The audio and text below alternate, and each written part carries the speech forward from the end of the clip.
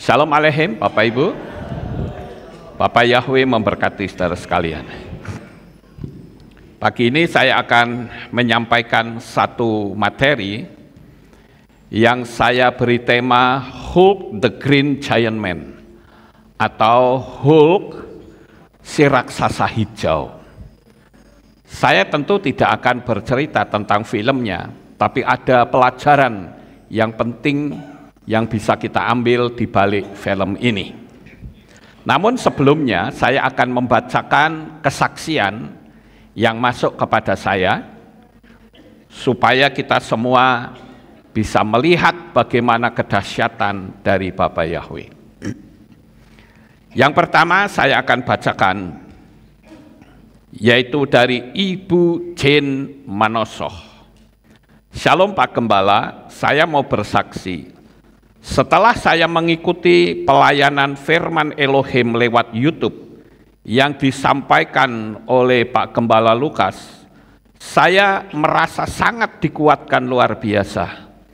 Waktu saya ditipu oleh saudara saya yang di Kota Bitung sampai rumah saya yang saya bangun sendiri dirampas oleh dia.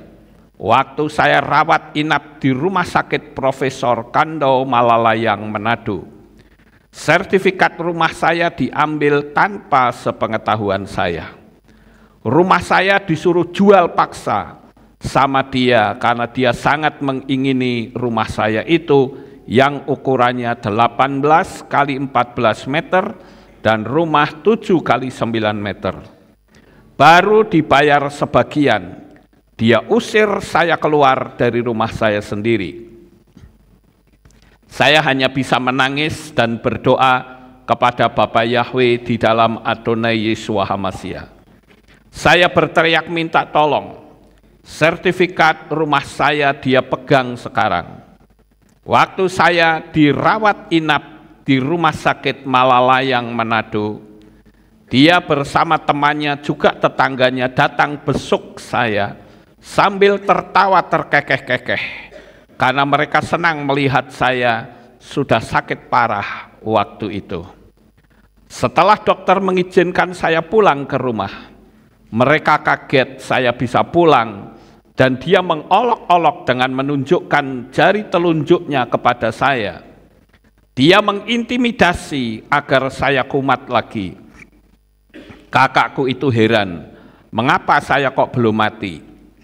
Padahal saya sudah 2 kali mati dan 2 kali bangkit.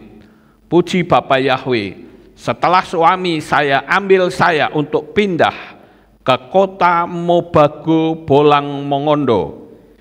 Sekarang sudah 8 bulan kami di rumah warisan orang tua suami saya. Kemudian salah satu teman dan tetangga saya telepon saya memberitahu kalau orang yang menghina dan mengutuk saya, salah satu temannya sudah meninggal. Pak Gembala Lukas, saya sangat diberkati bahwa benar firman Tuhan mengatakan kita tidak boleh membalas kejahatan dengan kejahatan, karena pembalasan itu hak Bapa Yahweh. Sekarang tinggal saudara kakak perempuan saya itu. Mereka para tetangga semua heran. Dan sampai hari ini saya sudah melepaskan pengampunan karena saya mengasihi mereka. Saya menyerahkan semua persoalan hidup saya kepada Bapa Yahweh. Sampai hari ini, tetangga-tetangga yang lain merasa takut dan terheran-heran dengan peristiwa waktu itu. Karena sekalipun mereka menghina, mencaci maki saya hanya diam dan menangis. Mohon belas kasihan Bapa Yahweh. Sungguh luar biasa pembelaan Bapa Yahweh kepada saya. Saya berterima kasih Bapa Yahweh memberkati Pak Gembala Lukas dalam pelayanan bersama keluarga dan jemaat Alef Tau Magelang. Sekali lagi terima kasih Bapa Yahweh memberkati Pak Gembala, tetangga saya yang bersatu dengan kakak saya dalam mengintimidasi dan menghina saya miskin. Ibu itu juga sekarang sudah meninggal, sudah 2 minggu sejak sekarang tinggal kakak saya yang sombong itu. Beberapa hari yang lalu dia melapor ke kepala lingkungan, segera angkat semua barang-barang saya. Katanya nanti dia kasih saya uang 5 juta. Saya jawab, sekalipun kami ini kau anggap miskin, tapi kami diberi makan oleh Bapa Yahweh yang menjadi kekuatan dan sumber hidup keluargaku. Saya sekarang ini sudah mulai terima undangan pelayanan, tapi karena saya belum pakai kaki palsu, jadi mereka yang sakit dan butuh didoakan datang ke sini untuk saya doakan. Bantulah saya dalam doa, karena ada keluarga telepon saya, mereka mau memberkati saya untuk membelikan kaki palsu untuk saya pakai. Terima kasih Pak Gembala Lukas, Bapak Yahweh memberkati seluruh KPI di Indonesia. Inilah kesaksian pertama. Kemudian kesaksian yang kedua yaitu dari Ibu Salomina, Kota Kaiba, Jayapura, Papua. Shalom, selamat malam Papi. Izin menginformasikan sekaligus menyaksikan kebaikan Bapak Yahweh. Beberapa hari yang lalu, saya mohon bantuan doa kepada Papi Lukas karena keponakan saya yang bernama Nixon Samai hilang sejak hari Sabtu 19 Oktober hingga Jumat 25 Oktober. Saat saya memohon doa kepada Papi Lukas, kami sudah mencarinya selama 6 hari. Pada saat itu Papi Lukas langsung merespon dan mendoakannya saat itu juga bersama saya. Sehingga pada hari ini, tepat pukul 9 malam, anak tersebut dilepaskan oleh orang yang telah menyekapnya. Puji Bapa Yahweh karena Nixon telah pulang dalam keadaan sehat dan selamat. Begitu juga kiranya Christine dan Nixon dapat dijadikan kesaksian pada hari Minggu besok. Ucapan terima kasih yang sebesar-besarnya kepada Papi Lukas yang langsung memberikan respon doa saat itu juga, sehingga Bapa Yahweh mendengar dan mengabulkannya. Demikian kesaksian saya dari Ibu Salomina Kaiba di Kota Jayapura, Papua. Ya, itulah 2 kesaksian yang sudah saya bacakan, dan saat ini kita akan merenungkan bersama-sama tentang materi saya yang saya beri tema Hulk the Green Giant Man, atau Hulk si manusia raksasa hijau. Saudara-saudara, mungkin kalau saudara yang senang nonton film-film fiksi, saudara pasti akan menemukan film ini, yaitu film Hulk. Pertama kali saya melihat itu saat ya sekitar 2005-an kalau tidak salah ya. Itu ada film Hulk yang diperankan oleh Eric Bana. Diproduksi tahun 2003, disutradarai oleh Ang Lee. Kemudian di tahun 2008, film Hulk ini muncul lagi, tetapi kali ini diperankan oleh Edward Norton, disutradarai oleh Lois Leterrier. Kemudian tahun 2012 ada film Hulk lagi dengan peran orang lain yaitu Mark Ruffalo. Tahun 2012 disutradarai oleh Joss Whedon. Nah, manusia raksasa hijau Hulk ini, saudara-saudara, memiliki nama asli yaitu Dr. Bruce Banner. Kenapa bisa terjadi manusia raksasa hijau, saudara? Ternyata Bruce Banner ini ceritanya terpapar radiasi gamma dan berubah menjadi manusia raksasa hijau. Perubahan ini terjadi saat mengalami tekanan yang hebat dan emosinya diaduk-aduk. Biasanya dia hanya manusia biasa, sama seperti kita, saudara. Tapi begitu dia mendapatkan tekanan yang begitu hebat, badannya langsung membesar dan langsung berwujud seperti ini, Bapak Ibu.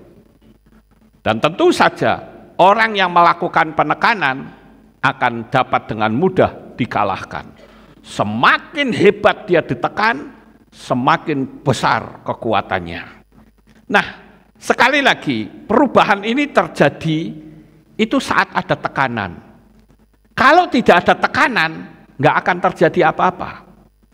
Nah, sekali waktu Hulk yang saya tunjukkan ini, Bapak Ibu, di gambar ini adalah saat dia dikepung oleh tentara dan helikopter. Dia tentu saja sudah mengambil batu dan helikopter itu akan dilempar dengan batu. Kalau dilempar dengan batu pasti hancur helikopter itu, karena dia sudah ada di depan. Tetapi saat dia mau melempar, dia nggak jadi. Karena di helikopter itu ada seorang perempuan yang sangat dia sayangi. Langsung tubuhnya yang begitu besar langsung ngempes kembali seperti manusia biasa. Artinya dia dikalahkan dengan kelemah lembutan. Nah, sekarang yang menjadi pertanyaan kita, apa pelajaran yang bisa kita pakai dari film ini, Bapak Ibu? Kalau saya renungkan, sebetulnya kita itu harusnya sama dengan Hulk, saudara. Saat kita menghadapi tekanan yang begitu hebat, harusnya kekuatan kerohanian kita itu menjadi sangat besar. Wujudnya manusia, tapi di dalamnya ada raksasanya. Sama seperti kita. Kita bahkan oleh Rabi Shaul disebut sebagai manusia Elohim, manusia ilahi. Tetapi faktanya ketika kita menghadapi tekanan, ketika kita menghadapi benturan, atau kita menghadapi kesulitan yang hebat, bukannya kekuatan Tuhan yang ada di dalam diri kita, tetapi mulut kita ngaco, Bapak Ibu. Jadi saya katakan, jika kita manusia Elohim, berarti saat kita mendapatkan tekanan, kita akan berubah, muncul karakter ilahinya. Dan level kita langsung naik. Ayo, sekarang saya mau tanya, pernah nggak ada di tempat ini yang pernah dihina orang, difitnah orang, dicaci maki orang, dijelek-jelekin orang? Ada nggak di sini? Ada? Ayo angkat tangan, siapa yang pernah? Oh, banyak sekali ya. Tapi sekarang yang jadi pertanyaan, saat saudara dihina, apa yang saudara lakukan? Seperti kesaksian tadi ya, diamkan saja. Orang bisa diam, itu karena ada Roh Kudus di dalamnya. Tapi sebaliknya, orang yang menghina itu pasti dari setan, Bapak Ibu. Orang bisa saja menggunakan dalih-dalih rohani, tetapi itu jelas berasal dari kuasa gelap. Oleh karena itu, kita sebagai anak-anak Bapa Yahweh harusnya jangan turun level. Lalu kita balik menghina dia, oh level kita turun, saudara. Menjadi sama dengan orang itu. Saya beberapa hari yang lalu mendapatkan WA dari salah seorang subscriber yang sedang ribut dengan istrinya luar biasa. Bahkan saya diberi rekamannya saat dia bertengkar hebat. Tapi sampai hari ini saya belum bisa membalas, karena energinya sangat negatif sekali. Ketika ribut yang saya dengarkan, yang paling mengerikan di telinga saya adalah ketika dia mengucapkan dua kalimat. Yang pertama, kita cerai, kita bubar, nggak perlu kita lanjut. Enak ya saudara ngomong cerai ya. Cerai ganti lagi, nanti cerai lagi ganti lagi, cerai lagi ganti lagi, nggak apa-apa. Ini luar biasa loh saudara. Itu sudah sebuah pelanggaran hebat. Kata cerai itu tidak boleh diucapkan dari seseorang yang bernama suami istri. Paham Bapak Ibu? Saya yakin subscriber tersebut pasti nonton video saya karena dia mengikuti. Tapi saya minta tolong stop berbicara hal-hal yang buruk. Ucapan yang kedua yang membuat saya terkejut adalah, wis ora Tuhan-Tuhanan, ora Yahwe-Yahwean. Ini, aduh saudara, ngeri sekali. Itu sebuah penyangkalan. Dan kalau kalimat itu tidak dicabut, mati tidak mungkin selamat. Ingat itu. Kadangkala mulut kita ini tidak bisa dikendalikan, Bapak Ibu. Kalau manusia ilahi, manusia Elohim, apakah seperti itu? Saya dikasih beberapa WhatsApp dan suara-suara keributan itu, saya bingung jawab, saudara. Saya mau menjawab, tenang ya, tidak bisa, tidak mungkin. Apalagi dia sudah mengucapkan ora Tuhan-Tuhanan, ora Yahwe-Yahwean. Ngeri loh Bapak Ibu. Inilah yang saya sebut, jangan memanggil nama Yahwe Elohimmu dengan sembarangan. Nah, ini artinya sembarangan. Ya. Saya berharap kalau saudara kita yang kemarin ribut mendengar, tolong berubah. Cabut kalimat itu. Karena itu bukan berasal dari Tuhan. Saya katakan Bapak Ibu, yang namanya pergumulan dalam hidup dan ikut Tuhan, itu terkadang kita akan melewati banyak tantangan, banyak hambatan. Semakin besar hambatannya, dengar baik-baik, semakin dahsyat berkat yang bakal saudara terima. Sekali lagi, camkan kalimat saya, dan saya yakin pasti terjadi. Semakin besar hambatannya, semakin besar tantangannya, berarti semakin besar berkat yang bakal saudara terima. Dan ini harus ada di dalam diri kita, saudara. Karena saya sering mengatakan bahwa yang namanya hambatan, rintangan, tantangan, hinaan, caci maki, umpat, dan sebagainya, itu sebetulnya berkat yang menyamar untuk kita. Ketika saya dihina, dicaci maki, wah macam-macam, saya hanya berkata, Bapak Yahwe terima kasih. Engkau berikan hati saya untuk menjadi pelaku firman. Dengan berkata apa? Ya Bapa, ampunilah mereka karena mereka tidak tahu apa yang mereka berbuat. Sama dengan Yesus atau tidak? Sama, saudara. Bagaimana saya bisa berkata, Tuhan, berilah hatimu tinggal di dalam diriku. Berani atau tidak saudara ngomong begitu? Ya, kalau hati Tuhan ditempatkan dalam diri kita, ketika kita dihina, dicaci maki dan sebagainya, kalau kita ngelawan, apakah itu berarti hatinya Tuhan? Tentu tidak, saudara. Ya, kita harus bersyukur. Ya.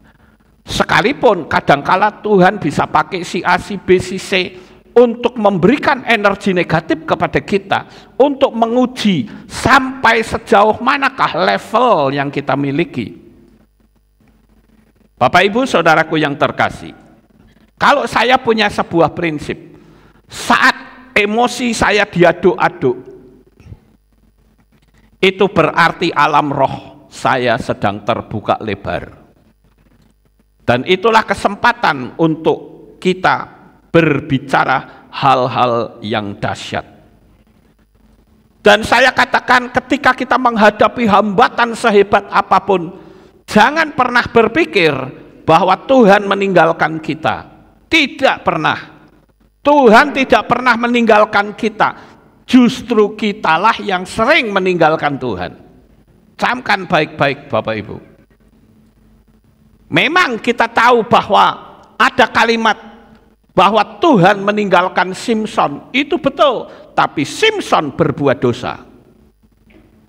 Tapi selama kita ada di jalurnya Tuhan, saya katakan percayalah, sesulit apapun saudara hadapi, Tuhan tidak pernah meninggalkan saudara. Yakin dan pegang teguh tangannya yang ajaib Bapak Ibu. Saya percaya ini hanya masalah waktu saja. Jangan pernah bimbang dan ragu. Bapa kita Yahweh itu adalah Tuhan yang setia kepada umatnya. Lawang dia saja sampai turun ke dunia ini hanya untuk menyelamatkan kita kok. Masalah kecil Tuhan tinggalkan kita, itu kebalik Bapak Ibu. Kecuali kalau kita sedang melakukan dosa.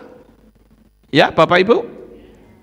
Sekarang bagaimana kita bisa sebagai manusia Elohim, layakkah kita menyandang predikat sebagai manusia Elohim atau manusia rohani? Di dalam kitab 1 Timotius pasal 6 ayat 11 dikatakan, dan engkau, hai manusia ilahi. Wow, saudara itu manusia ilahi loh. Wujudnya manusia tetapi di dalamnya ada roh ilahi, yaitu Roh Kudus, Bapak Ibu. Jauhilah hal-hal itu, kejarlah keadilan, kesalehan, iman, kasih, ketabahan, kelemah lembutan. Di dalam 2 Timotius 3 ayat 17 dikatakan, sehingga manusia Elohim yang diperlengkapi untuk setiap pekerjaan baik dapat menjadi sempurna. Efesus 4 ayat 24, serta mengenakan manusia baru yang telah diciptakan seturut Elohim dalam keadilan dan kekudusan kebenaran. Sekali lagi saya katakan, saudara itu adalah manusia ilahi. Saudara manusia Elohim. Wujudnya saudara manusia tetapi di dalamnya ada kekuatan Tuhan. Saudara percaya enggak? Atau saudara berpikir, masa iya sih, aku kan begini, aku begitu. Saya katakan, ketika engkau menerima Bapa Yahweh di dalam Adonai Yeshua HaMashiach, maka engkau adalah ciptaan baru. Yang lama sudah berlalu dan sesungguhnya yang baru sudah datang. Datang kemana? Ke dalam diri kita. Roh Kudus tinggal dalam diri saudara. Oleh karena itu, biasakanlah untuk kita berdialog dengan Roh Kudus, Bapak Ibu. Memang saya katakan, hidup itu berat. Sehingga kalau tidak ada roh Elohim di dalam diri manusia, akan sangat berbahaya. Saya akan mencontohkan sebuah negara yang punya budaya malu luar biasa. Menurut saudara itu negara mana? Jepang, tepat sekali saudara. Jepang itu adalah satu-satunya negara di dunia yang memiliki budaya malu. Sampai ada yang melakukan bunuh diri dan sebagainya. Ya. Nah, kita memang manusia itu tidak lepas dari yang namanya kesalahan. Ya. Apakah kesalahan, tekanan, atau menghadapi banyak hal? Kalau di Jepang itu orang punya budaya malu, saudara. Beda dengan Indonesia. Kalau Indonesia itu budayanya bukan budaya malu, tapi budaya malu-maluin, saudara. Buktinya mana? Kalau saudara lihat di televisi sekarang, banyak orang yang ketangkap KPK karena korupsi. Ketika ditampilkan ke publik, dia bisa melambaikan tangan sambil, dalam hati saya ini orang kurang ajar banget ya. Wis maling, masih bisa tanda dada sambil senyum lagi. Artinya apa? Saya ketangkap juga nggak apa-apa, hartaku masih banyak kok. Mau apa? Saya juga keluar sebentar. Paling begitu, saudara. Beda kalau di China, begitu ketangkap korupsi, wah sudah kebat-kebit. Karena itu sudah merupakan kematian bagi dia. Di Korea Utara juga begitu. Saya mendapatkan sebuah video, ada seorang yang ketangkap jadi koruptor, dia digandeng sama presidennya Kim Jong-un, digandeng, diajak jalan, tapi begitu jalan, di situ dia buka bawahnya, saudara. Jadi lantainya itu buka, orangnya jatuh ke bawah. Dan di bawah itu sudah banyak buaya-buaya lapar. Ya, langsung dimatikan. Bahkan kalau kita lihat si omnya sendiri loh, yang sedikit kritik presidennya Kim Jong-il saja, itu langsung dimakankan anjing-anjing yang kelaparan, saudara. Ini udah gila banget ini orang. Ya. Tapi kembali kita ke budaya malu tadi, saudara. Yaitu orang Jepang. Ada yang namanya Johatsu, saudara. Ini saya sedikit cerita tentang Jepang ya. Johatsu itu adalah orang yang menghilangkan diri. Tiap tahun, perhatikan saudara, ada 89.000 orang yang menghilangkan diri. Maksudnya apa? Maksudnya mungkin ketika saudara hutang tidak bisa bayar, saudara melakukan sebuah kesalahan, apakah itu keributan dalam rumah tangga atau apa, dia menghilangkan diri, saudara. Kenapa? Karena budaya malu itu sangat luar biasa. Budaya malu itu di Jepang namanya Hachinobunka. Kalau gagal melakukan sebuah pertanggungjawaban, dia akan malu, hilang atau bunuh diri. Ya itu memang kita nggak boleh seperti itu Bapak Ibu. Saya katakan bahwa seberat apapun tantangan dan masalah saudara, harapan kembali itu pasti ada. Tantangan sebesar apapun, Bapak Yahweh sanggup memulihkan keadaan kita. Ya Bapak Ibu. Nah, orang Jepang itu punya pilihan menghilangkan diri dari semua jejak digital atau johatsu atau bunuh diri. Itu macam-macam saudara. Ada yang namanya jisatsu, itu bunuh diri saudara. Ada yang orang mengenal harakiri, itu juga bisa.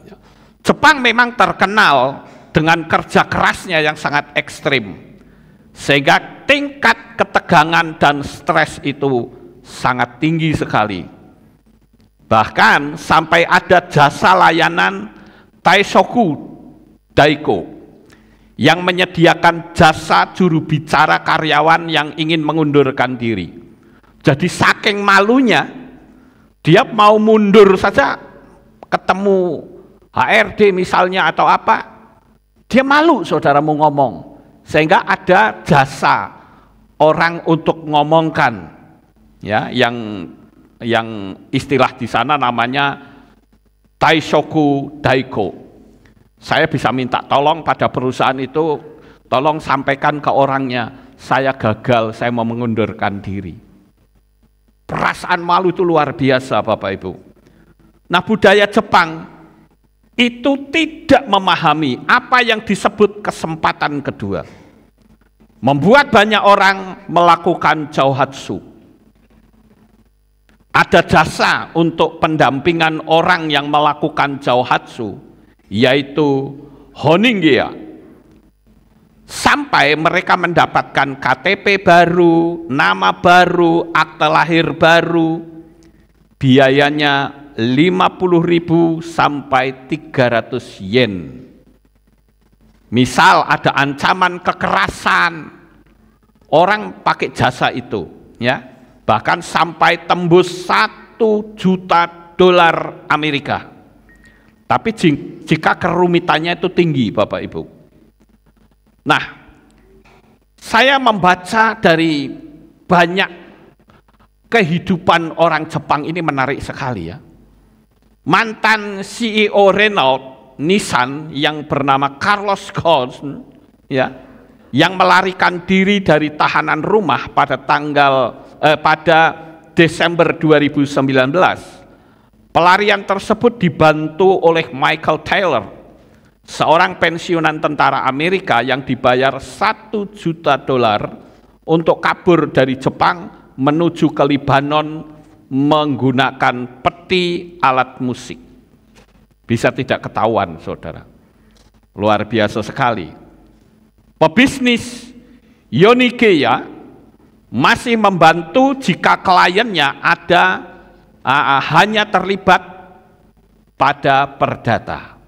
Jadi perusahaan ini akan membantu kalau usaha ini mengarah ke perdata. Kalau pidana dia tidak mau. Ya.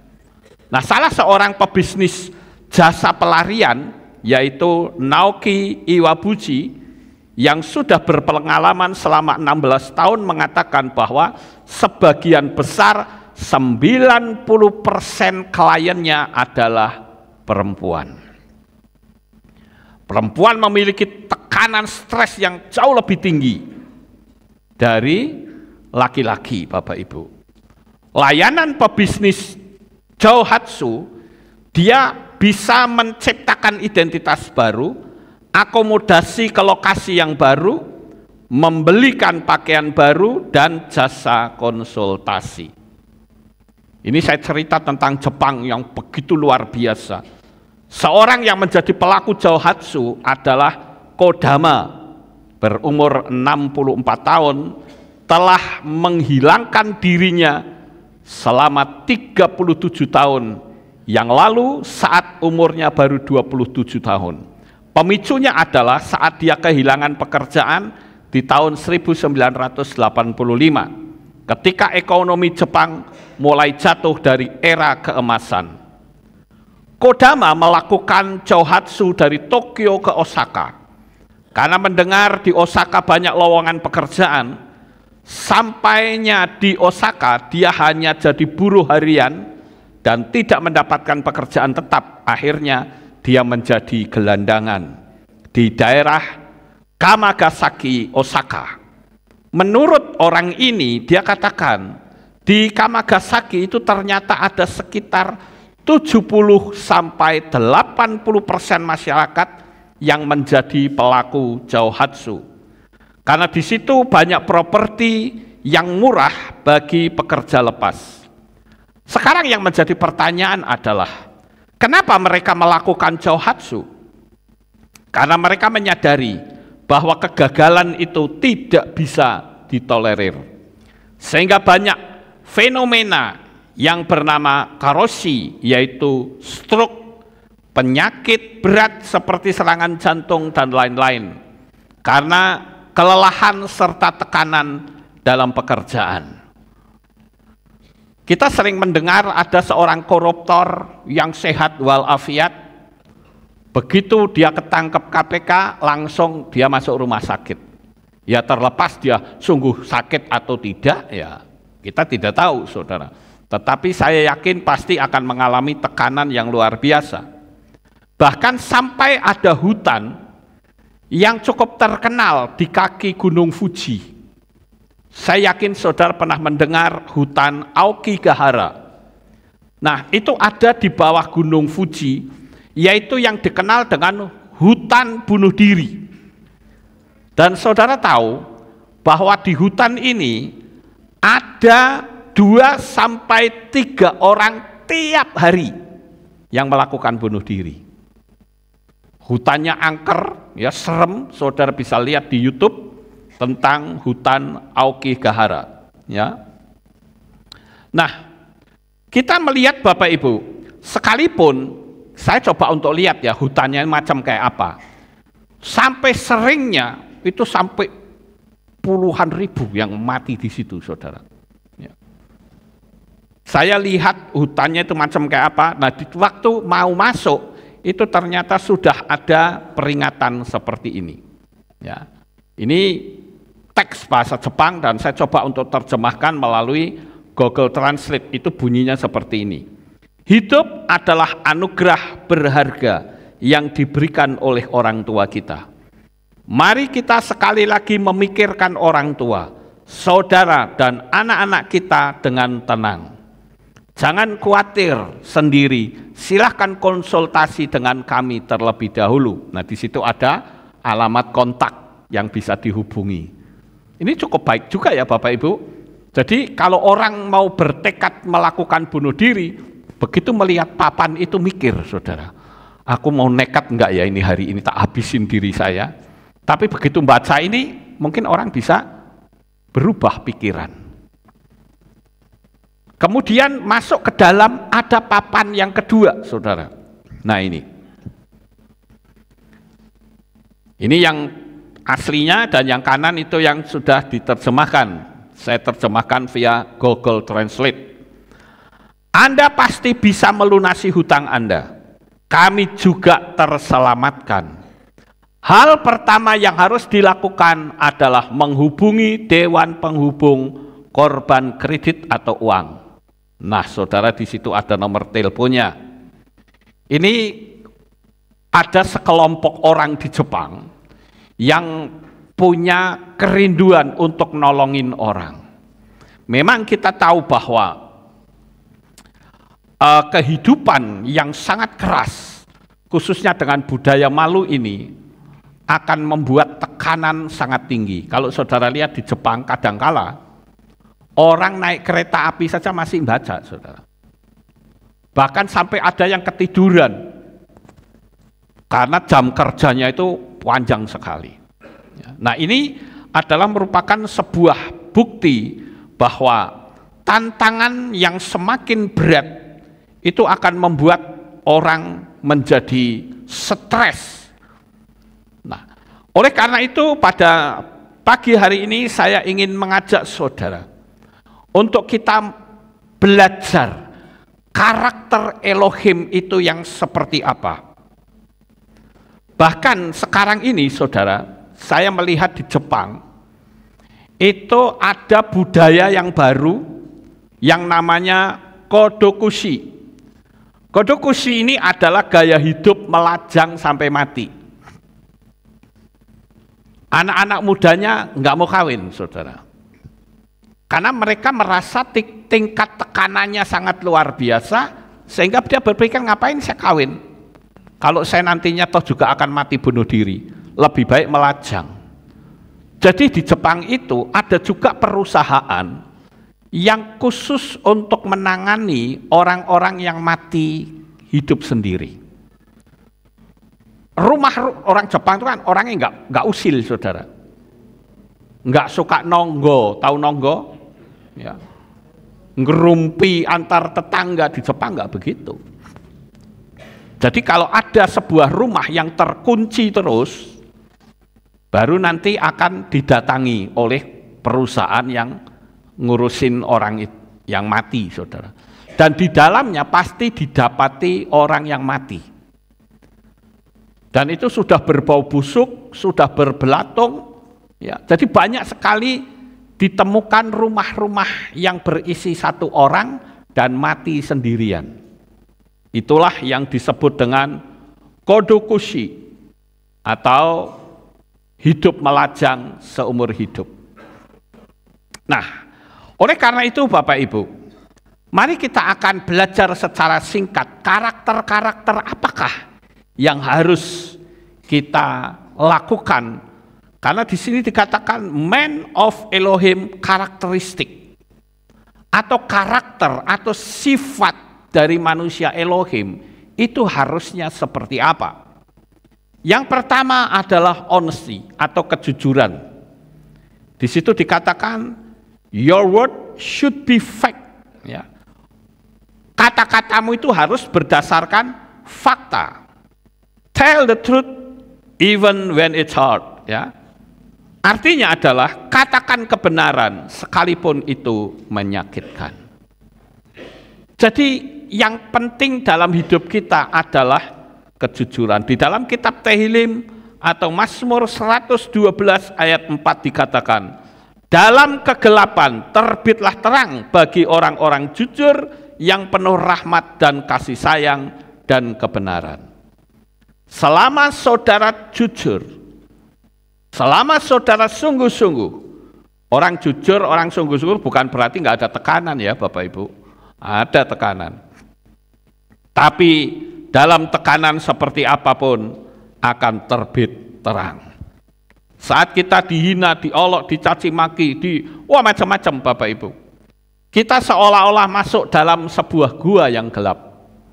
Namun kita belajar dari apa yang Bapak Yahweh ajarkan kepada kita, yaitu ciptakanlah terang. Saat ini saya tidak tahu apakah ada sisi gelap dalam hidup saudara. Perkawinanmu ada dalam sisi gelap, ciptakanlah terang. Kasihilah suami dan istrimu. Mungkin yang gelap bukan perkawinan, tetapi ekonomi saudara. Ciptakan terang.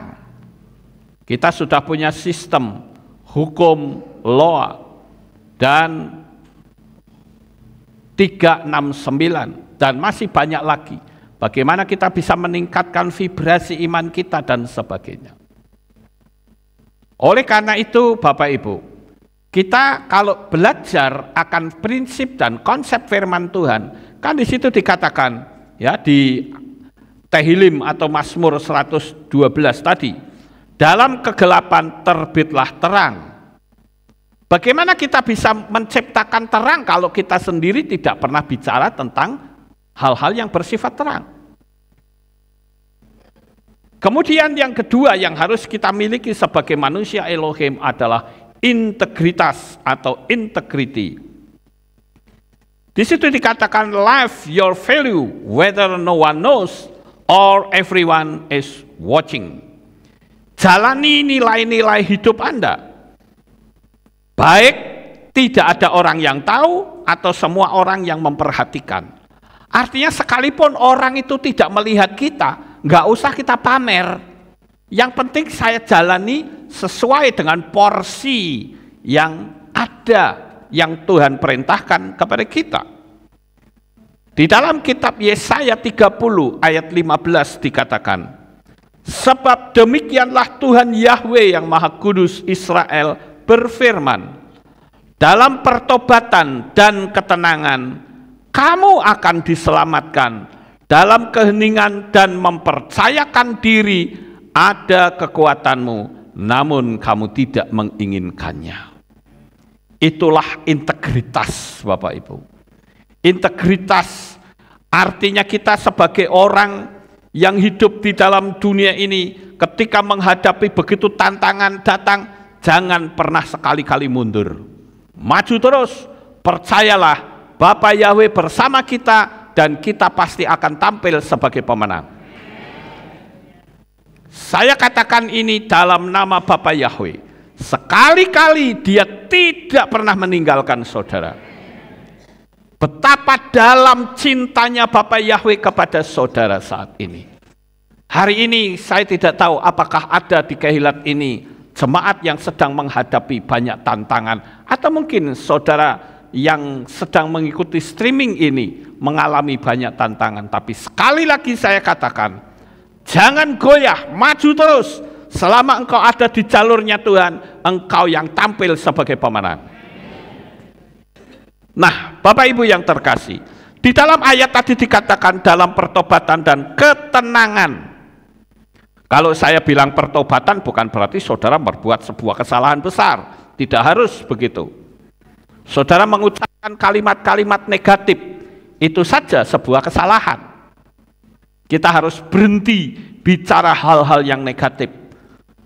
Dalam ketenangan, di sana dikatakan, dalam ketenangan kamu akan diselamatkan. Dalam keheningan dan mempercayakan diri akan ada kekuatanmu.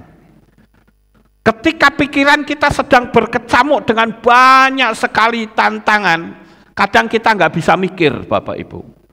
Cepat masuk kamar, duduk diam, meditasi, sembah Bapak Yahweh. Percayalah dalam keheningan dan ketenangan akan muncul ide-ide baru, akan muncul gagasan-gagasan baru yang membuat saudara mendapatkan inspirasi yang hebat dan saudara berkata, kenapa aku nggak berpikir seperti ini dari dulu? Tapi saudara bisa mendapatkan itu hanya ketika saudara ada dalam ketenangan. Ayo tenangkan batin Bapak Ibu semuanya. Apakah jemaat yang ada di sini atau jemaat subscriber yang mengikuti streaming, ayo tenangkan hati saudara. Sekali lagi saya katakan, tenangkan hati saudara. Engkau tidak sendiri, tetapi ada Roh Kudus yang selalu mendampingi hidup saudara. Kemudian yang berikutnya adalah responsibility atau tanggung jawab, ya. Deliver on commitment at the expense of fun, ya. Menepati janji dengan mengorbankan kesenangan. Kesenangan siapa? Kesenangan diri, ya. Di dalam kitab Kolose pasal 3 ayat 23 sampai 4 dikatakan, dan segala apapun yang kamu lakukan, kerjakanlah dengan segenap jiwa seperti kepada Tuhan dan bukan kepada manusia. Karena mengetahui bahwa bahwa dari Yahweh kamu akan menerima imbalan warisan karena kamu sedang melayani Tuhan, yaitu Hamasyiah. Responsibility artinya bertanggung jawab atas tugas yang diberikan kepada kita. Bapak Ibu yang terkasih, betapa banyaknya kita sering mendengar ada orang-orang yang tidak memiliki tanggung jawab. Bekerja separuh jalan tinggal pergi, kerja separuh jalan tinggal pergi. Nggak ada ketekunan sama sekali. Tapi yang namanya tanggung jawab harus lakukan dengan segenap hati. Sekalipun mungkin saudara menghadapi tantangan yang berat atau agak sakit atau apa, saudara. Saya berusaha untuk melayani dengan semampu sekuat saya. Cuman waktu hari Rabu yang lalu saya harus off dulu. Karena saya nggak bisa berdiri seperti sekarang ini, saudara. Karena kemarin waktu hari Rabu, waktu saya berusaha sudah siapkan khotbah. Ya, tapi waktu bangun pagi saat mau doa pagi, wah saya geliyang, muter kepala, lu kok ini bayangan kok iso orang gerak-gerak sendiri, muter gini. Jadi yang saya lakukan, saya tiduran lagi. Ya. Dan saya berpikir, wah saya harus serahkan khotbah saya. Karena kalau saya berdiri begini, saya bisa gelayang, bisa jatuh, saudara. Ternyata saya kena vertigo. Ya. Ada banyak sekali subscriber yang memberikan saran begini. Ada banyak sekali yang memberikan, oh ini obatnya ini Pak, obatnya ini. Ya udah saya ikutin. Dan ternyata saya mendapati bahwa sekalipun saya waktu itu sudah dikasih obat sama Cinuke itu sudah mulai berkurang sama sekali. Baru dikasih tahu teman, oh gampang Pak, obatnya pakai Antimo katanya. Dan ternyata itu betul, saudara. Hanya dengan Antimo langsung berhenti total sama sekali. Ya. Tapi saya waktu itu selalu berusaha, pokoknya saya harus bisa berdiri. Ya. Tapi ternyata fisiknya yang tidak kuat, saudara. Ada juga yang ngomong, Pak, hati-hati Pak, sudah tua. Saya bilang, tua apanya? Saya masih muda kok. Saya masih muda kok. Ya. Tapi ya sudah nggak apa-apa. Saya tidak bisa memungkiri, usia akan terus naik, tapi jiwa muda akan terus membara. Amin. Iya. Kemudian kita lanjut. Karakter ilahi yang seperti apa yang Tuhan inginkan? Yaitu disiplin. Action to control emotion. Ya. Tindakan untuk mengendalikan emosi. Don't be easily provoked, artinya jangan mudah kepancing provokator, saudara. Jangan mudah diprovokasi, jangan mudah dipancing-pancing. Ingat, saudara bukan ikan yang gampang dipancing-pancing, amen?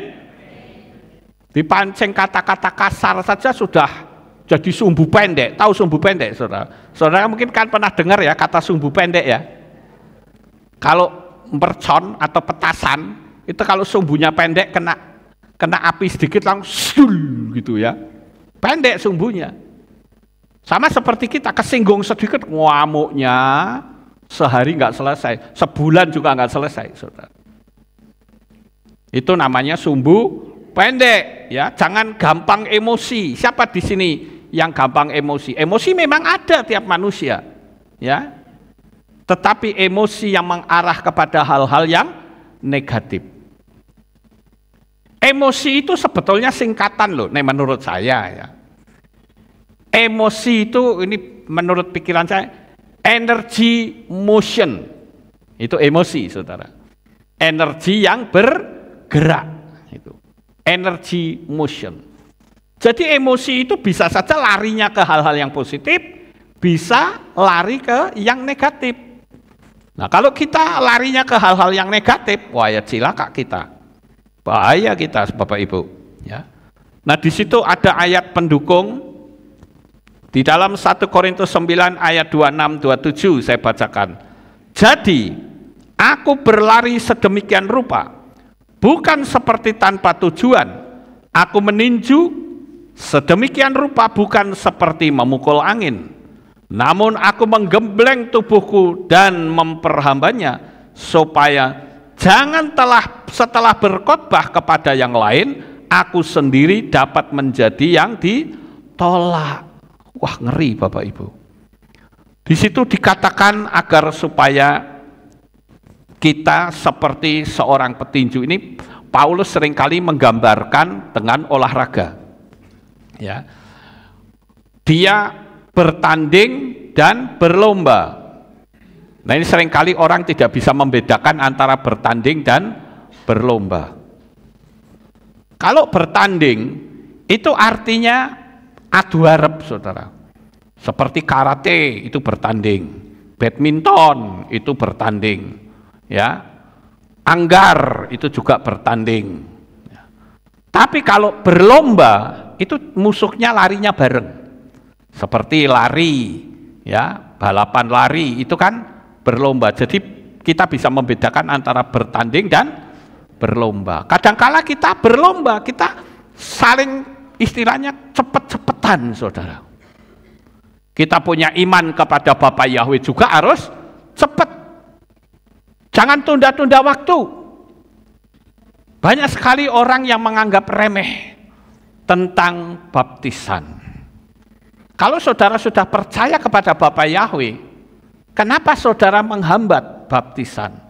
Saya berulang kali mengingatkan, hati-hati saudara. Itu dua nama ada spiritnya loh. Nama Arab dan nama Yunani itu ada spiritnya. Jangan sampai nanti ketika kita masuk ke kursi pengadilan Tuhan, dua spirit itu ngomong sama Tuhan, Tuhan, orang ini tetap milik saya. Orangnya akan teriak, loh saya kan sudah panggil nama Yahweh. Betul, tapi kamu meterainya milik siapa? Milik saya. Karena kamu belum diperbaharui. Firman Tuhan mau memberitahu kepada kita, apa yang kau ikat di bumi akan terikat di sorga. Apa yang kau lepas di bumi akan terlepas di sorga. Aku ikatanku dengan orang ini belum lepas loh, belum diputus. Jadi orang ini tetap menjadi milik saya. Sama seperti misalnya saudara beli tanah, tapi sertifikatnya belum dirubah namanya. Pemilik lama bisa ngerebut kembali enggak kira-kira? Sangat bisa Bapak Ibu. Makanya kalau saudara beli tanah, sertifikatnya harus diganti nama saudara.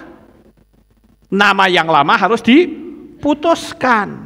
Kalau tidak, wah nggak bisa. Saudara mau, loh tapi kan saya sudah beli, tapi kan namanya nama saya. Itu sebabnya saya katakan kita harus mengambil sikap bahwa Tuhan itu punya aturan, punya rule, punya garis hukumnya sendiri, saudara. Makanya bagi Bapak Ibu yang belum dibaptis, saya menganjurkan waktu kita tidak lama, segera, jangan tunda waktu. Jangan, oh nanti aja tunggu hari ulang tahun saya. Ya kalau sampai di hari ulang tahun saudara masih sehat, lah kalau mati duluan, nanti tunggu suami saya bertobat. Nah, suami ini bertobat, nanti tidak. Ingat, keselamatan itu sifatnya pribadi lepas pribadi.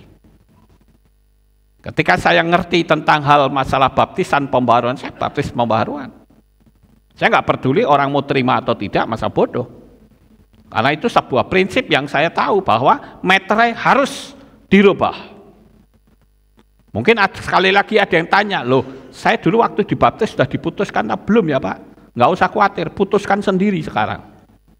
Katakan dalam nama Bapa Yahweh, dalam nama Adonai Yeshua HaMashiach dan Roh Kudus, saya putuskan dengan iman saya yang lama, sebut nama itu, nama iman saudara lama, lalu katakan, dengan ini saya nyatakan putus, dan semua batal demi hukum Tuhan. Oh sudah, selesai.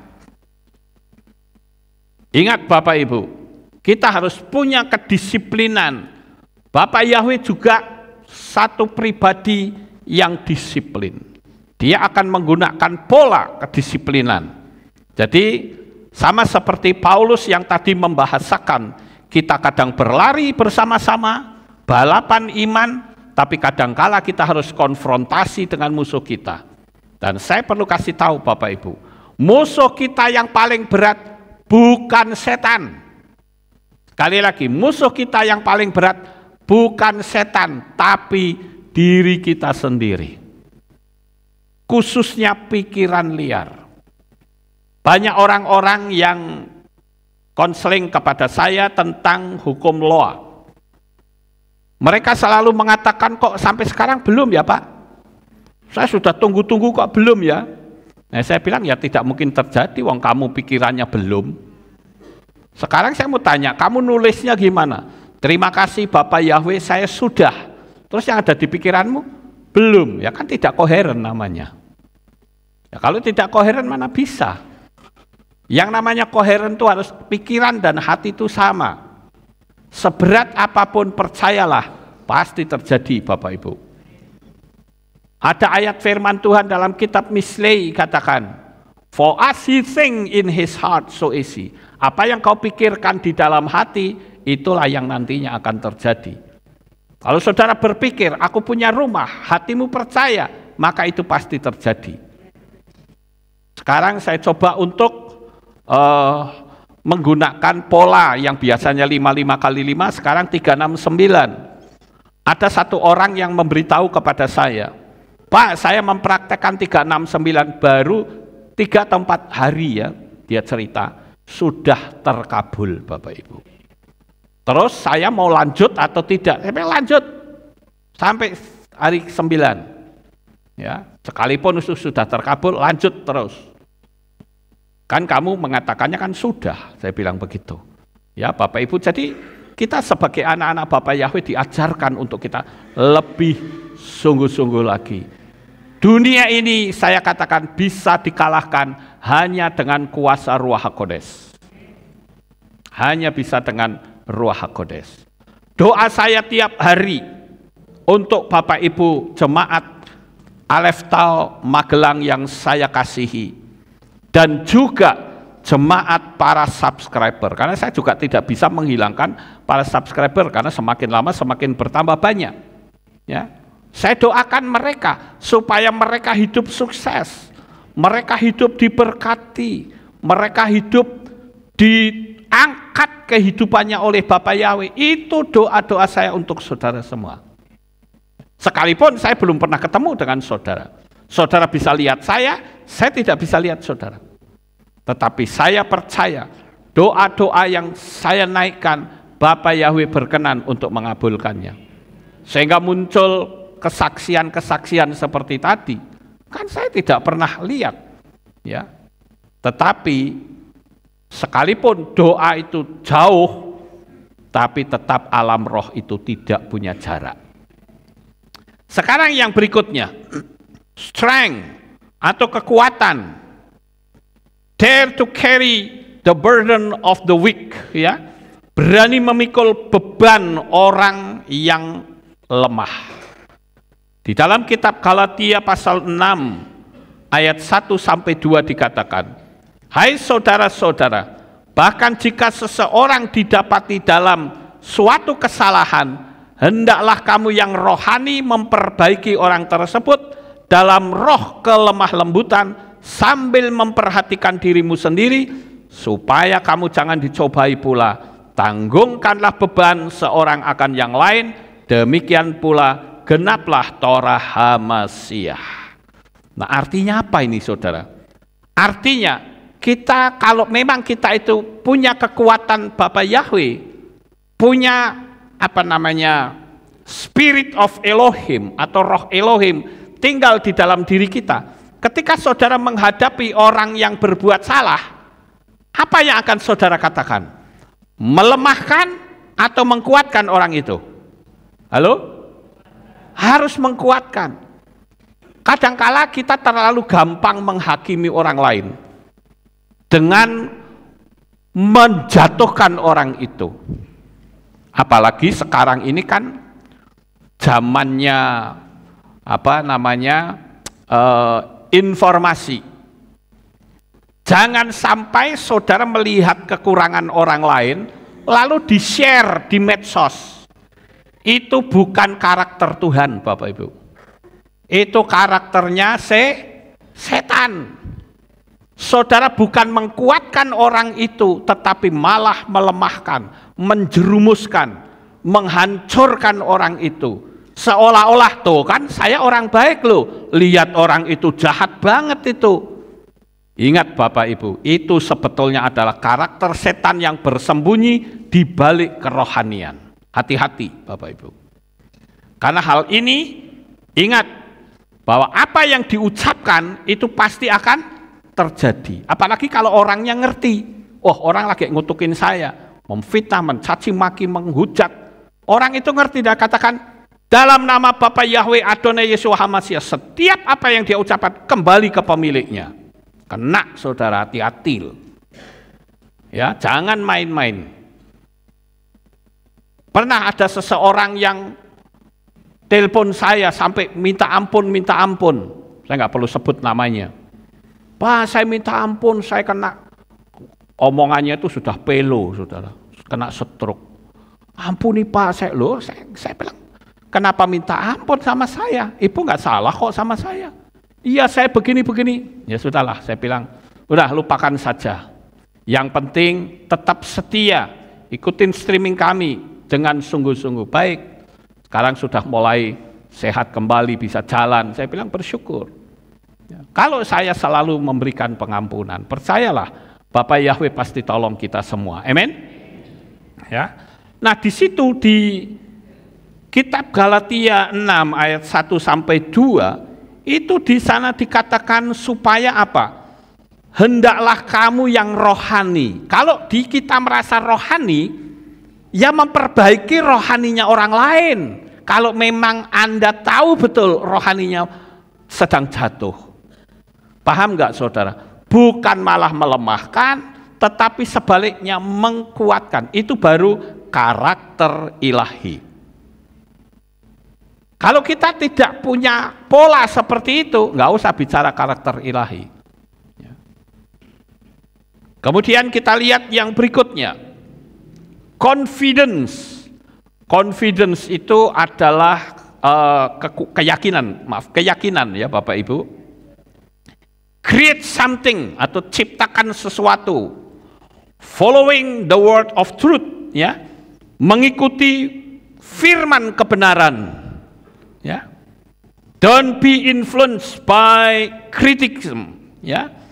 Jangan terpengaruh oleh kritikan. Kadangkala ketika manusia itu paling nggak suka kalau dikritik, saudara. Saya bahkan selalu mengatakan, Anda mau kritik saya boleh, tapi asal ada dasarnya. Ya. Kalau kita tahu dasarnya, boleh kritik. Alasannya begini-begini. Tapi kalau nggak punya dasar, ya saya lebih kuat karena saya pakai dasar firman. Ya. Di dalam kitab Mislei atau Amsal pasal 3 ayat 5 sampai 6 dikatakan apa? Percayalah kepada Yahweh dengan segenap hatimu dan hendaklah engkau tidak bersandar pada pengertianmu sendiri, akuilah dia dalam segala jalanmu, maka dia akan mengarahkan jalanmu. Kita memiliki confidence, keyakinan yang kuat saat kita menghadapi banyak sekali tantangan. Yakini bahwa Roh Kudus yang tinggal di dalam diri saudara yang akan ikut membela dalam kehidupan saudara. Sekali lagi, saya kalau doa benar-benar nggak main-main loh saudara. Saya berdoa untuk jemaat Aleph Tau di sini dan para subscriber yang mengikuti streaming saya. Karena saya tahu betul bahwa dunia ini begitu jahat. Mendekat kedatangan Tuhan sangat berat, saudara. Orang berusaha untuk dijatuhkan. Contoh, beda pendapat sedikit langsung bertengkar. Beda pendapat sedikit langsung ribut. Setan kan seneng kayak gitu, saudara. Jadi, ayo kita miliki keyakinan yang teguh. Percayalah, seperti ibarat kayak begini nih. Ya, gambar itu, saudara. Itu pion, ketika dia ngaca, yang dia lihat siapa? Raja, saudara. Itu tentu menyangkut tentang mindset ya. Saya dari dulu keluarga saya nggak ada yang kaya. Ya udah, nggak mungkin, mustahil. Terus ada orang yang memberitahu kepada kita, kamu jangan jadi kaya. Firman Tuhan katakan, janganlah kamu punya keinginan untuk menjadi kaya. Anda tidak tahu cara menerjemahkan kalimat itu. Kata janganlah berusaha untuk menjadi kaya, itu memang betul tidak mungkin kaya. Karena apa? Kita ada di posisi belum kaya. Tapi kalimat itu kalau diterjemahkan dalam sisi positif, jangan kamu berusaha untuk menjadi kaya. Ya iya, karena saya sudah kaya. Paham nggak Bapak Ibu? Sekarang di sini siapa yang ingin hidup miskin? Ayo angkat tangan. Siapa yang mau hidup miskin? Nggak ada. Siapa yang ingin hidup kaya? Angkat tangan. Wah. Semua ingin hidup kaya. Kenapa? Karena kekayaan itu bisa memberikan pertolongan kepada orang lain. Amin. Asal kekayaan itu bukan untuk memperkaya diri, lalu berfoya-foya sak penake dhewe, ya, lalu hidup jadi berubah, itu tidak boleh. Kekayaan harus kita pergunakan untuk kemuliaan dan hormat bagi Bapa Yahweh. Ya, Bapak Ibu. Sekarang sebuah pertanyaan yang mungkin banyak orang yang belum paham ya. Ada ayat firman Tuhan yang berkata begini, akar segala kejahatan ialah cinta uang. Sekarang pertanyaannya, siapa yang cinta uang? Angkat tangan. Oh semua, bagus saudara. Saya pun cinta uang. Wah Pak Lukas dosa kuwi. Ayatnya kan tidak boleh cinta uang. Anda salah menerjemahkannya.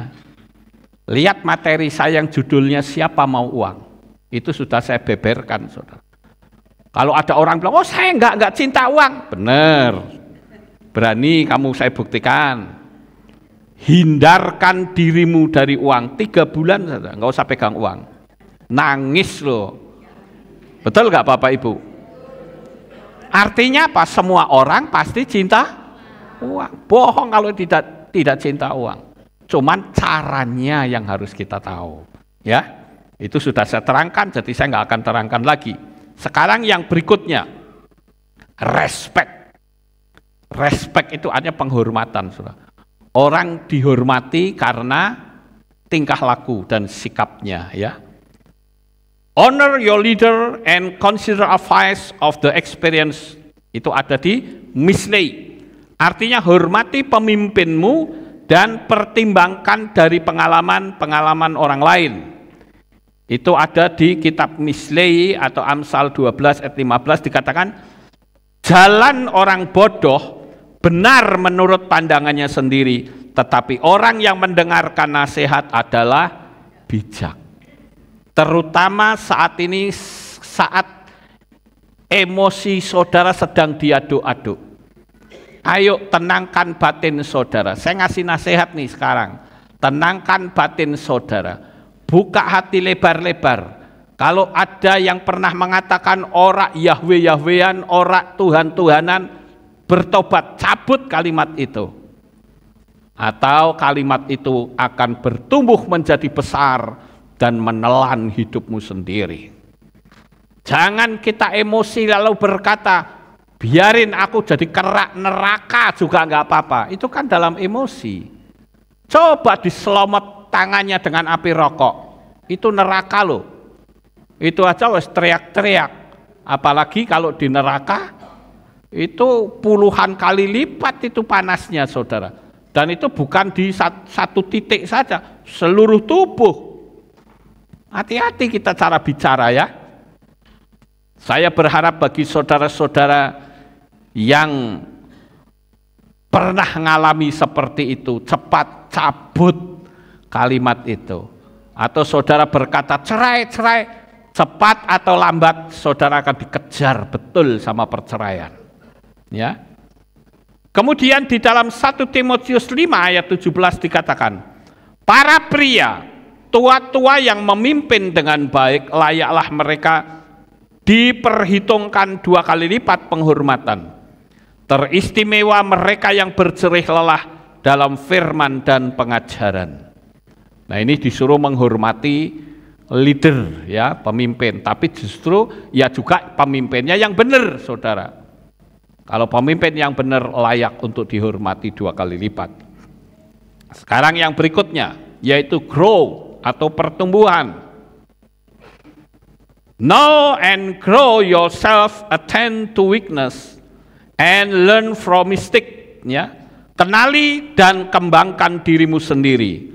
Perhatikan kelemahan dan belajarlah dari kesalahan. Ya, learn from mistake, belajar dari sebuah kesalahan. Di dalam kitab Mislei atau Amsal 26 ayat 11 dikatakan, seperti anjing yang kembali pada muntahnya, demikianlah orang bebal yang mengulangi kebodohannya. Dan ini ditulis kembali di dalam kitab 2 Petrus pasal 2 ayat 22. Dan bagi mereka pelaku perumpamaan yang benar ini, anjing yang kembali ke muntahnya sendiri dan babi yang telah dimandikan ke kubangan lumpur. Itu binatang-binatang yang jorok, Bapak Ibu. Kalau saudara punya babi, ya, buktikan kata-kata saya. Saudara punya babi, tolong dimandikan, dibersih pakai sabun, dikasih sampo, dipakein kacamata, kemudian dikasih pakaian, lepas saudara. Begitu lihat kubangan, jebur lagi ke situ, saudara. Betul nggak? Itu sikap babi seperti itu. Jadi mau diomongi kayak apa, ora pernah berubah, saudara. Nggak bisa berubah. Selalu seperti itu. Dia melakukan dosa terus. Hanya pakai emosi. Dia ingin hidupnya nyaman, tapi tidak mau bayar harga. Ini yang sangat berbahaya. Ya, jadi jangan sampai gambaran ini terjadi dalam hidup kita semua. Amin. Yang penting bertumbuh terus, sekalipun pelan nggak apa-apa. Yang penting bertumbuh. Kita harus selalu dipupukkan kayak macam ini ya, kayak kecambah ini. Itu kalau dibiarkan gitu ya mati lama-lama, sekalipun tumbuh. Harus dipupuk, disiramin air, dipelihara. Itu sebabnya kenapa kita perlu kumpul seperti ini, Bapak Ibu. Karena dengan kumpul kita bisa saling menguatkan, kita bisa saling membawanya dalam doa, itu sangat baik ya. Kemudian courage atau keberanian. Ya. Di situ dikatakan apa? Face and city bravely. Don't be afraid of the future. Ya. Hadapi kecemasan dengan berani, jangan takut masa depan. Don't be afraid, jangan takut of the future. Future itu yang akan datang. Saya katakan, sekali lagi dengar baik-baik. Dunia ini tidak menjadi lebih baik. Perhatikan, dunia ini tidak menjadi lebih baik. Tetapi sekalipun dunia keadaan kacau balau berantakan, berjalanlah bersama dengan Bapa Yahweh. Maka saya boleh katakan ibarat seperti saudara ada di dalam neraka bersama Tuhan, api neraka tidak akan bisa membakar saudara. Jadi hari ini Sekalipun saudara melihat bayangan hitam di kehidupan yang masa akan datang, tidak usah khawatir. Bapa Yahweh sanggup untuk bikin jalan yang baru. Ada satu lagu ya yang katakan, dia buat jalan saat tiada jalan, dia bekerja di jalan yang tak terlihat oleh kita, dia membimbingku dalam bimbingan Tuhan. Saudara mungkin hanya melihat sedikit, tapi Bapa Yahweh penglihatannya nun jauh ke sana, dan dia mampu berikan jalan untuk hidup saudara semakin sukses. Haleluya.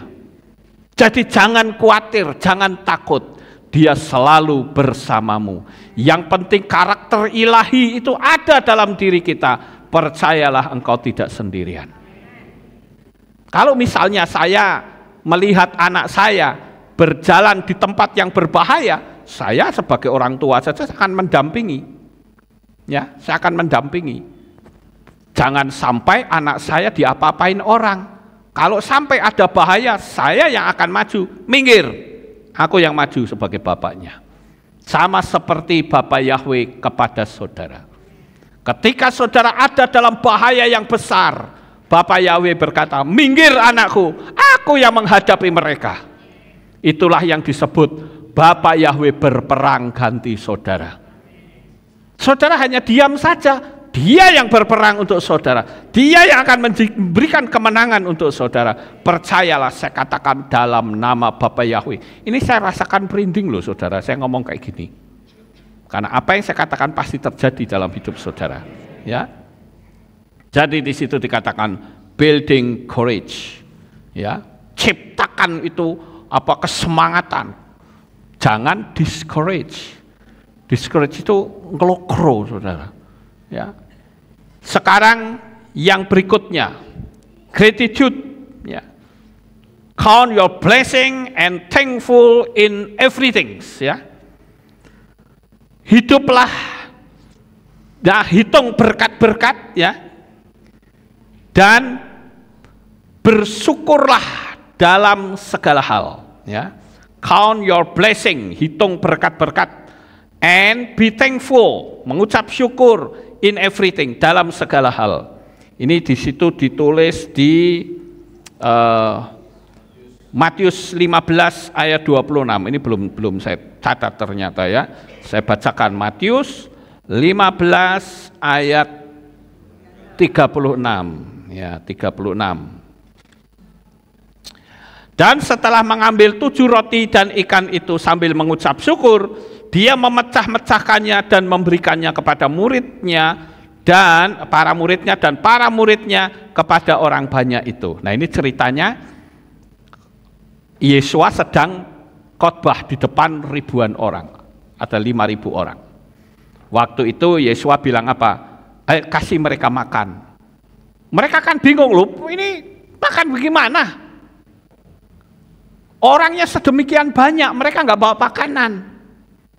Mereka bingung saudara. Lalu ada anak kecil yang datang memberi 5 roti dan 2 ikan. Begitu dikasih 5 roti dan 2 ikan, murid-muridnya pasti secara logika dia mengeluh. 5 roti dan 2 ikan ngasih makan segini banyaknya orang, mana bisa? Paling dicuil-cuil saupil-upil kan bisa. Paling begitu. Tapi Yesua berkata apa? Angkat tangan, mengucap syukur dan memecah-mecahkannya. Jadi yang pertama adalah mengucap syukur, saudara. Berapa banyak di antara kita, saya ingin kalau saudara dapat gaji, ya, pertama kali saudara lihat slip gaji masuk ke rekening saudara, pertama kali yang saudara angkat adalah, Tuhan, saya mengucap syukur, gaji saya sudah masuk di rekening saya. Terima kasih Tuhan. Ketika saudara diberi uang secara langsung, katakan dalam hati, terima kasih Bapa Yahweh, berkati orang yang sudah memberkati saya dengan berlipat kali ganda. Itu artinya kita menghitung berkat, count your blessings. Berkat-berkat kita itu dihitung. Dan kalau kita mau menghitung berkat sehari nggak selesai saudara. Karena berkat itu tidak harus uang, tidak harus. Saudara bisa nafas, apakah itu bukan berkat? Berkat. Saudara bisa setir mobil, berkat. Karena banyak orang yang tidak bisa setir mobil. Saudara bisa naik sepeda, itu juga berkat. Karena banyak orang tidak bisa naik sepeda. Jadi ada banyak sekali. Bahkan sampai kita bisa pup ke WC saja, itu berkat Bapak Ibu. Coba saudara lihat di rumah sakit, orang yang tidak bisa pup, urusannya itu jadi panjang saudara, harus operasi lah ini itu. Yang penting ketika kita sehat, itulah berkat yang harus kita utamakan untuk kita bersyukur kepada Bapak Yahweh. Ya Bapak Ibu, ini yang harus kita pelajari ya. And be thankful in everything. Dan mengucap syukur dalam segala perkara. Biasanya orang kalau mengucap syukur itu saat apa?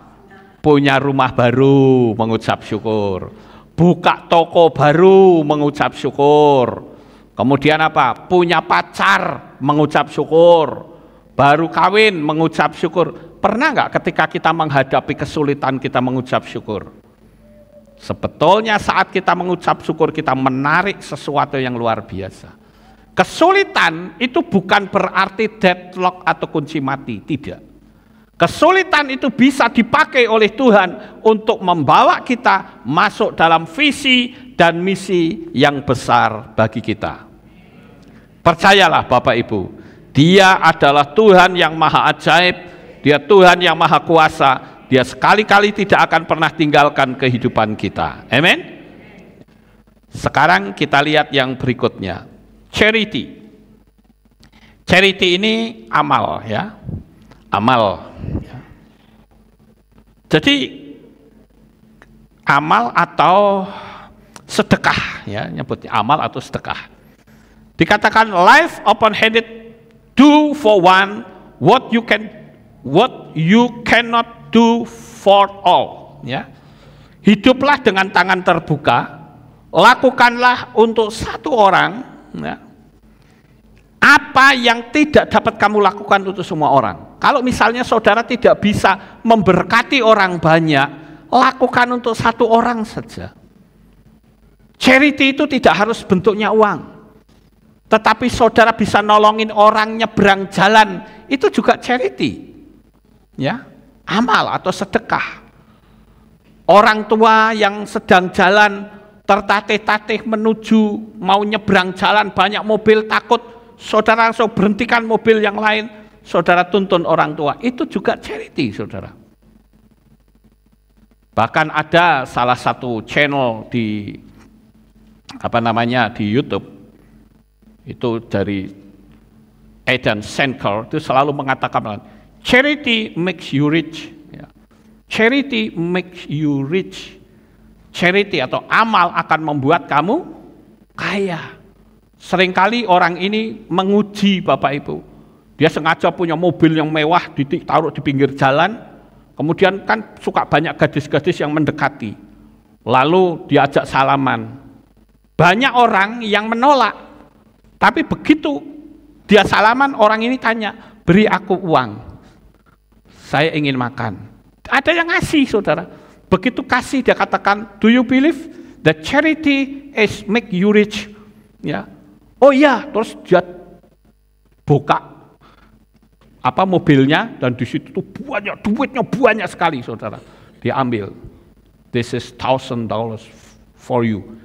Charity make you rich. Itu luar biasa Bapak Ibu. Orang itu tidak pernah mengira ternyata mobil yang diduduki adalah mobilnya si Eden Schenker itu. Tapi ada juga yang menolak. Aku tidak senang dengan kamu. Kenapa? Karena kamu orang India katanya. Oh ya sudah, begitu mobilnya dibuka dia masuk. Oh, ini mobil kamu. Iya. Oh, aku sekarang senang dengan orang India. Kurang ajar saudara. Supaya dapat duit. Terus sengaja dia bilang, coba kamu lihat, aku akan berikan kejutan. Dia buka, tuh uang banyak banget saudara.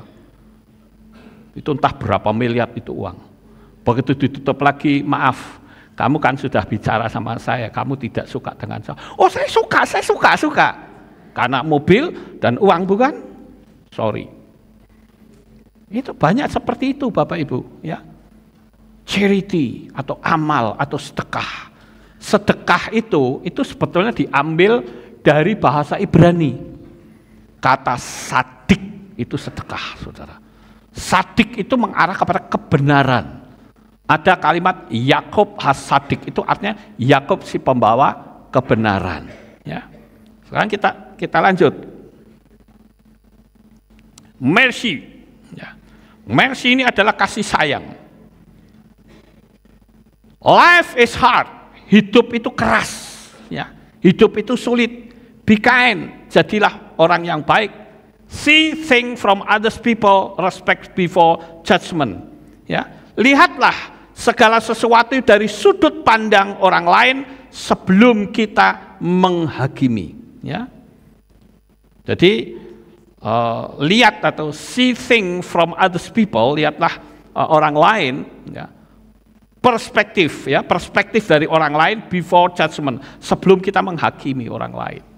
Di dalam teks James atau Yakub 4 ayat 11, hai saudara-saudara, janganlah saling mencela seorang terhadap yang lain.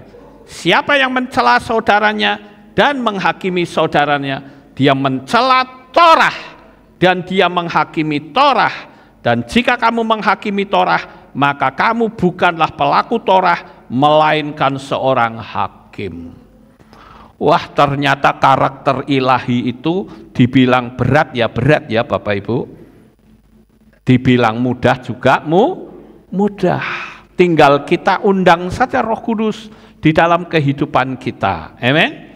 Nah, sekarang yang terakhir yaitu kindness atau kebaikan. Ya.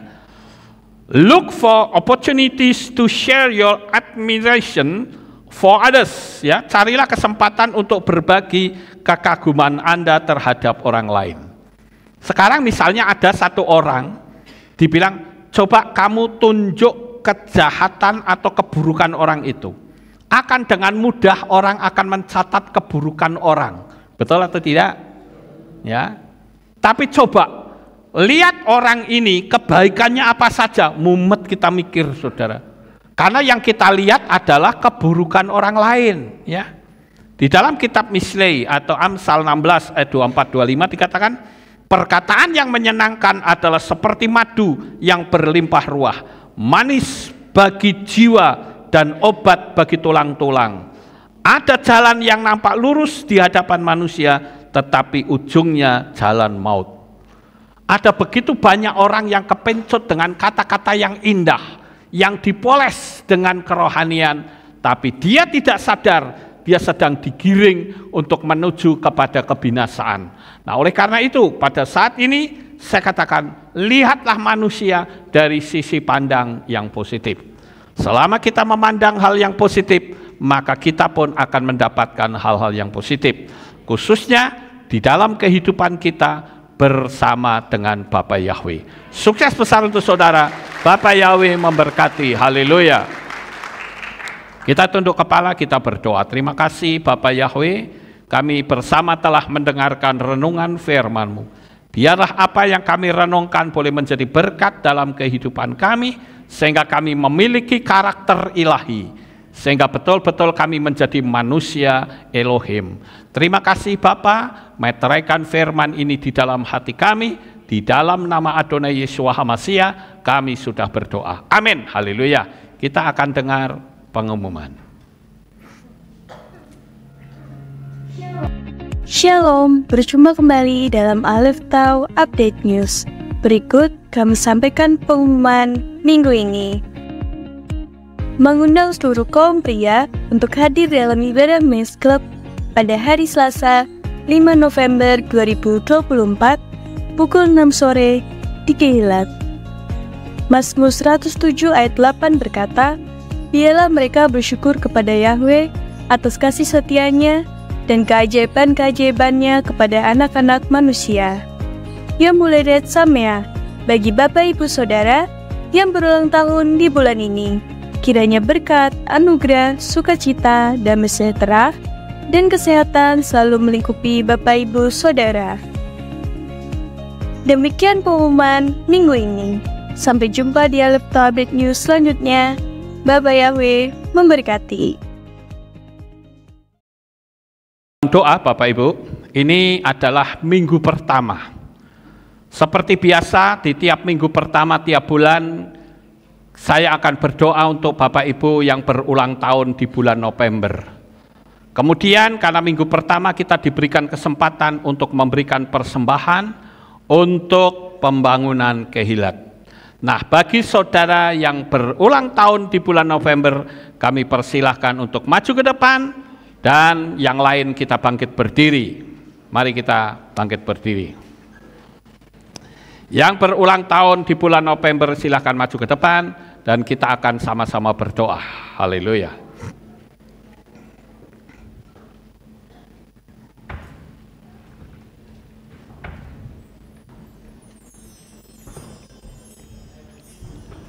Ya, kita akan berdoa dan banyak sekali ya bulan November ini. Haleluya. Ya, mepet.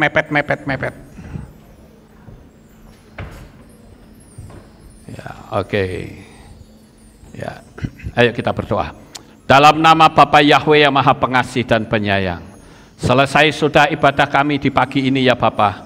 Sebentar kami akan pulang ke rumah kami masing-masing. Jaga lindungi kami sampai di rumah dengan selamat. Saya berdoa secara khusus untuk mereka yang berulang tahun di bulan November. Bapak Yahweh, berkati mereka dengan berkat-Mu yang berlimpah.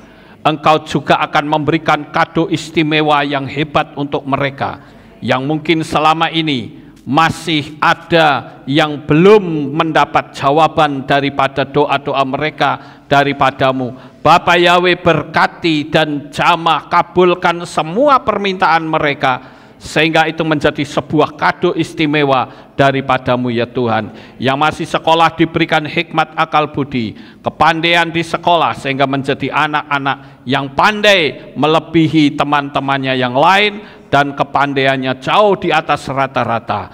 Terima kasih Bapak Yahweh, yang berusaha, Tuhan berkati usahanya, Tuhan berkati mata pencahariannya, juga diberikan kesehatan, kekuatan, damai sejahtera, dan sukacita. Sehingga kami melihat bagaimana keindahan mereka berulang tahun merasakan kasih yang begitu dahsyat yang Bapak Yahweh berikan. Terima kasih Bapak Yahweh. Sekarang kami berdoa juga untuk anak-anak-Mu yang akan memberikan persembahan tatangan untuk pembangunan Kehilat. Bapak Yahweh berkati, karena kami tetap mempercayai bahwa Kehilat ini akan menjadi Kehilat yang terbesar di dunia dan terindah. Terima kasih Bapak Yahweh, kami menyerahkan semuanya ini di dalam tangan kuasa-Mu. Engkaulah yang bekerja dengan cara-Mu yang dahsyat. Terima kasih Tuhan, sebentar kami mau pulang, jaga lindungi kami sampai di rumah dengan selamat. Pertemukan kembali pada jam-jam ibadah mendatang di dalam ikatan tali kasih-Mu. Terima kasih ya Bapa, inilah doa syukur yang kami naikkan di dalam nama Adonai Yeshua HaMashiach. Kami sudah berdoa. Mari kita angkat tangan kita dan kita akan menerima berkat Kohanim. Haleluya. Yevarecheka Yahweh wa yishmereka.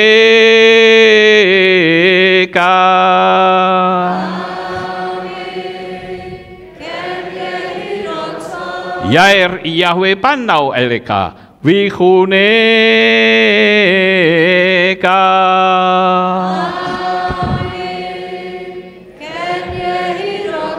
Yesa Yahweh panau eleka wa yashem leka shalom.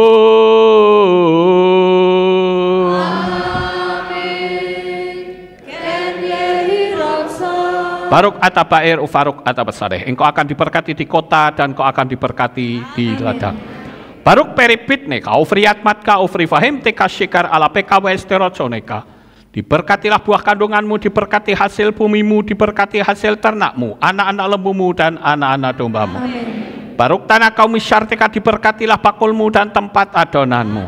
Baruk ata boboy, kau faruk ata betseteka, dan kau akan diberkati pada waktu engkau masuk, dan engkau akan diberkati pada waktu engkau keluar. Baruk ata Yahweh Elohenu melek haolam, besem Yeshua HaMashiach Waruah HaKodesh kile olam vaed. Kami sudah berdoa dan mengucap syukur. Haleluya.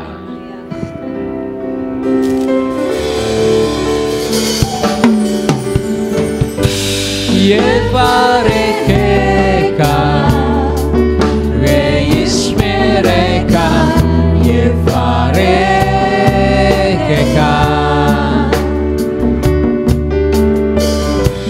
Yair Yahweh, Panaeleka, Wikuneka,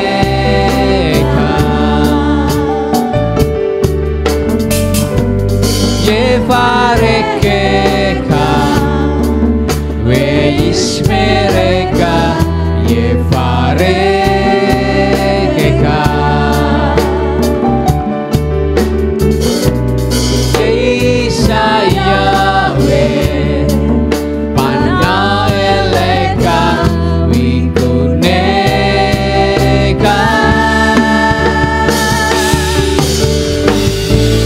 Weyasimleka,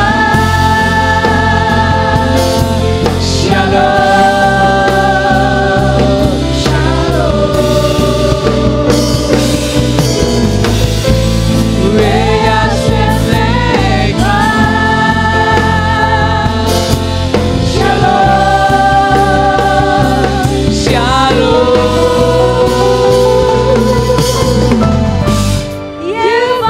Yevarekeka, Reishmereka, Yevarekeka. Ya, selamat pulang, selamat beraktivitas. Bapak Yahweh selalu memberkati. Yahweh yang Maha Kuasa. Terima kasih atas kehadiran Bapak Ibu Saudara sekalian dalam ibadah bersama kami di Kehilat Alef Tau Magelang. Doa saya Bapak Yahweh memberkati dengan kesehatan yang sempurna, damai sejahtera dan berkat materi yang semakin melimpah. Kami menunggu kembali kehadiran Bapak Ibu Saudara sekalian pada jam yang tersedia. Hari Sabat jam 5 pagi, hari Minggu jam 6 pagi, hari Rabu jam 6 sore. Siap sedialah sebagai mempelai HaMashiach untuk menyambut kehadiran mempelai pria kita, yaitu Adonai Yeshua HaMashiach di awan-awan yang permai. Amen lehitraot. Shalom, sampai jumpa kembali.